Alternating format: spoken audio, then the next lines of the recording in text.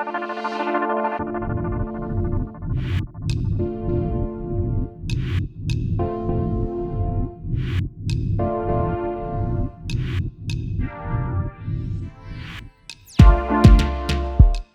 everyone, welcome to ATIA Interior channel. The new model CLE 2024 will be a successor for two models in Mercedes-Benz lineup at the same time. It will replace C-Class Coupe and E-Class Coupe. The official teaser already showed us how it will look like and the release date. But as for the interior, according to spy shots recently published, inside the new CLE we will see almost the same interior as in the new C-Class, also with two screens, just maybe with some little changes and other available color options. Let's check how we see it. We have illustrated both the exterior and interior. Don't forget to subscribe.